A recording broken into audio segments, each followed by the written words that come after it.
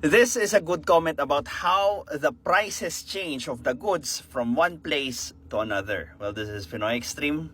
Let's do this! This is Pinoy Extreme.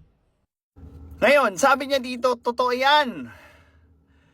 Yung kuha sa amin dito ng kamatis noon, 5 to 7 pesos. Tapos manonood kami ng balita, 50 to 60 presyo sa Manila. Nung panahong sumikat ang siling Taiwan, 1,000 plus per kilo ata sa Manila, kuha ng buyer dito sa amin, 600, 700 per kilo. Now,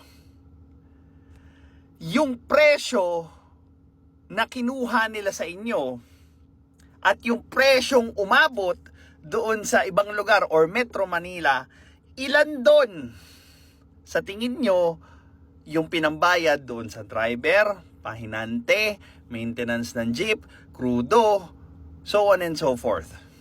At yung panghuli, yung income nung nagbi-business.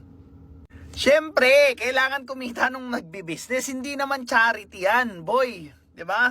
Hindi naman yan katulad ng mga white knight na namimigay ng pagkain sa mahirap, tapos bibidyoan nila, tapos kikita sila doon sa ganong klaseng katarantaduhan. Hindi sila katulad ng mga social media warriors nyo. Nagnenegosyo yung mga taong yan. Kailangan nilang kumita. Gets?